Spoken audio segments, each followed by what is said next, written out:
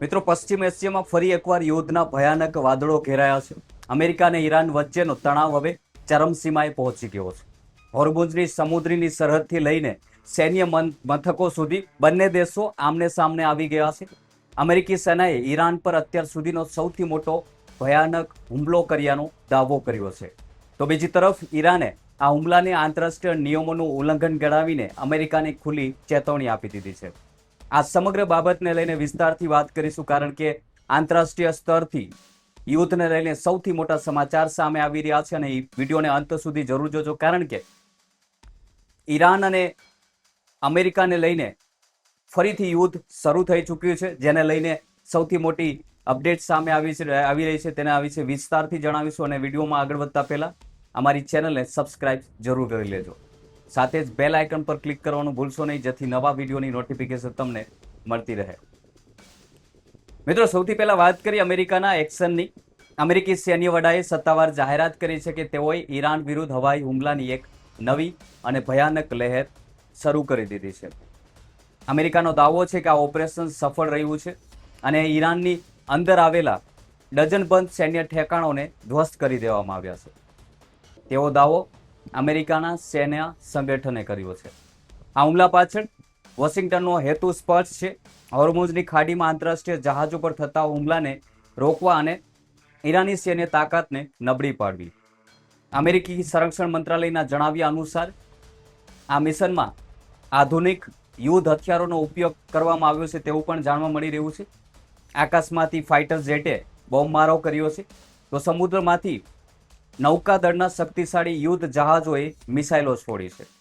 એટલું જ નહીં, અમેરિકાએ આ હુમલામાં આધુનિક one way attack aerial drone અને ઇતિહાસમાં પહેલીવાર એક તરફી હુમલો કરી શકે તેવા અત્યાધુનિક મરીન ડ્રોન એટલે કે સમુદ્રી ડ્રોનનો પણ ઉપયોગ કરવામાં આવ્યો છે.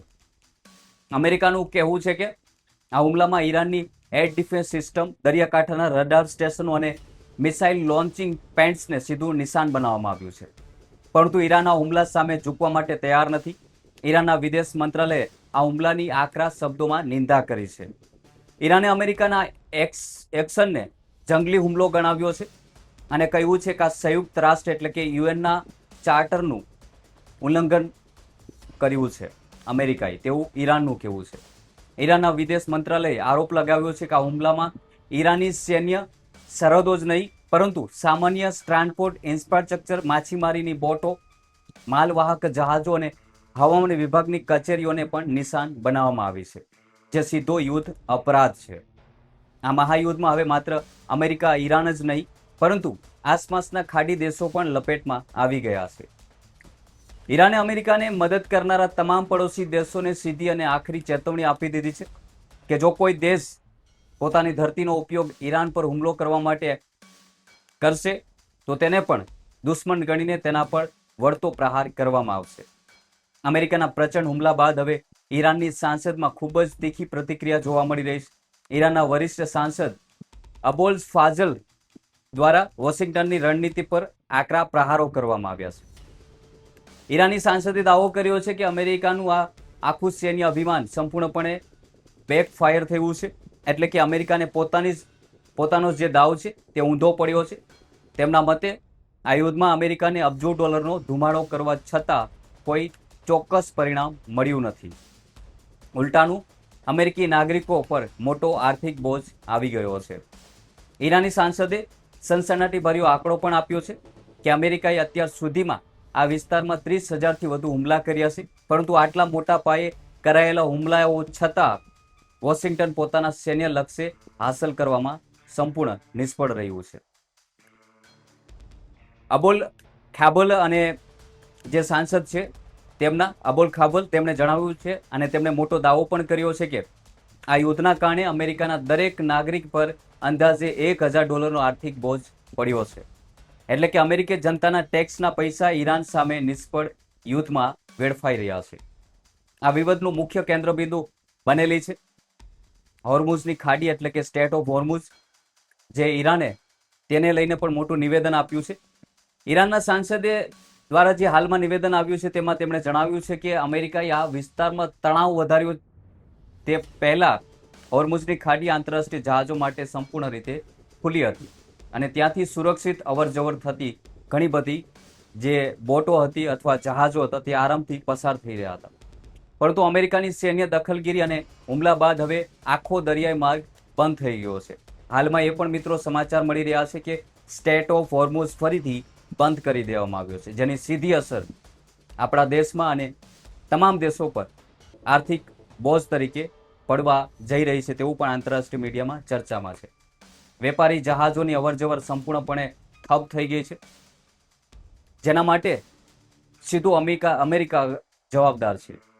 આ તરફ અમેરિકી રાષ્ટ્રપતિ ડોનાલ્ડ ટ્રમ્પે પણ દાવો કર્યો છે કે આ મહત્વનો જળમાર્ગ આંતરરાષ્ટ્રીય સ્તરે ખુલ્લો છે અને અમેરિકા તેની સુરક્ષા સુનિશ્ચિત કરી રહ્યું છે અને અમેરિકા તેની સુરક્ષા માટે સંપૂર્ણ તૈયાર છે. પરંતુ ઈરાન આ દાવાને સંપૂર્ણપણે નકારી રહ્યું છે અને પોતાની વાત પર મક્કમ છે કે આ સમુદ્રી માર્ગ હવે બંધ છે. આજ જગગ્રહણના કારણે બંને દેશો વચ્ચે હુમલાઓ અને વળતા પ્રહારોનો સિલસિલો સતત વધી રહ્યો છે.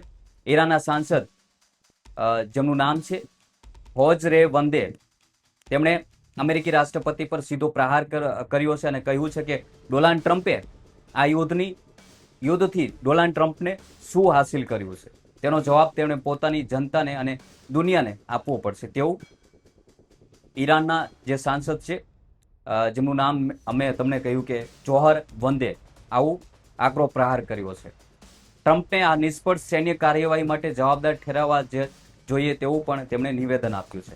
વધુમાં ઈરાનનો દાવો છે કે અમેરિકીની દખલગીરીના કારણે આ સમગ્ર વિસ્તારમાં અસુરક્ષા અને અરાજકતાનું વાતાવરણ ઊભું થયું છે. આખી ઘટના કુવૈતમાં આવેલા અમેરિકી સૈન્ય બેઝની છે, જ્યાં ઈરાન સમર્થિત જૂથો દ્વારા મોટા ડ્રોન હુમલો કરવામાં આવ્યો છે. આ હુમલામાં બચી ગયેલા બહાદુર અમેરિકી સૈનિકો હવે મીડિયા સામે આવી રહ્યા છે. તેઓએ આર્મી લીડરશિપ પર આકરા આરોપો પણ લગાડ્યા છે કે આ સૈન્ય મથક પર હુમલો થઈ શકે છે અને તે સુરક્ષાની દ્રષ્ટિએ અત્યંત જોખમી લોકેશન પર છે તેવી વારંવાર ચેતવણી આપવા છતાં પરંતુ વરિષ્ઠ કમાન્ડરોએ આ તમામ ચેતવણીઓને નજરઅંદાજ કરી દીધી હતી. આ વૈશ્વિક તણાવની વચ્ચે પશ્ચિમ એશિયાનો મુદ્દો પણ વધુ ગરમાયો છે. એક તરફ અમેરિકા અને ઈરાન આમને સામને છે, તો બીજી તરફ ઇઝરાયલ દ્વારા ગાઝા પટ્ટી પર સતત બોમ્બમારો કરવામાં આવી રહ્યો છે, જેના કારણે નિર્દોષ નાગરિકોનો ભોગ લેવાઈ રહ્યો છે અને અનેક લોકોના મોત થઈ રહ્યા છે. ઈરાને આકરા પ્રહારો કરતા કહ્યું છે કે ઇઝરાયલ ખુલ્લેઆમ હિંસા આચરી રહ્યું હોવા છતાં તેની સામે કોઈ આંતરરાષ્ટ્રીય પગલાં લેવામાં નથી આવ્યા, જે પશ્ચિમના દેશોની બેવડી નીતિ છતી કરે છે. આ યુદ્ધની આગ હવે પડોશી દેશો સુધી પણ પહોંચી ચૂકી છે. તાજા અહેવાલો મુજબ બહેરીનના ગૃહ મંત્રાલયે સત્તાવાર જાહેરાત કરીને દેશભરમાં એર રેડ સાયરન એટલે કે હવાઈ હુમલાના ખતરાના સાયરન એક્ટિવ કરી દીધા છે. બહેરીન સરકારે પોતાના નાગરિકોને કટોકટી સિવાય મુખ્ય રસ્તાઓનો ઉપયોગ ન કરવા અને ઘરોમાં જ સુરક્ષિત રહેવા માટે કડક સૂચના આપી દેવામાં આવી છે. બહેરીનના વાઘેલા સાયરન સાબિત કરે છે કે આ યુદ્ધ હવે ગમે ત્યારે વધુ ભયાનક સ્વરૂપ ધારણ કરી શકે તેવું જણાઈ રહ્યું છે. અમેરિકાના પ્રચંડ હુમલા, ઈરાનની ખુલ્લી ચેતવણી, કુવૈતમાં સૈનિકોનો આક્રોશ અને બહેરીનમાં ગુંજતા ખતરાના સાયરન, આ તમામ ઘટનાઓ ઇશારો કરી રહી છે કે મધ્ય પૂર્વમાં સ્થિતિ કાબુ બહાર જઈ રહી છે. શું આ તણાવ ત્રીજા વિશ્વ યુદ્ધ તરફ દોરી જશે તે હવે આવનારા સમયમાં જ ખબર પડશે. આ મહત્વપૂર્ણ સમાચારને લઈને તમારું શું કહેવું છે કમેન્ટ કરી જરૂર જણાવજો અને આવી વધુ રસપ્રદ ન્યૂઝ સ્ટોરી જોવા માટે અમારી ચેનલ સાથે જોડાયેલા રહો.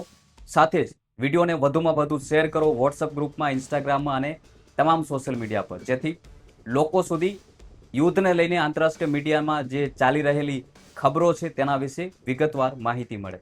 જય હિન્દ.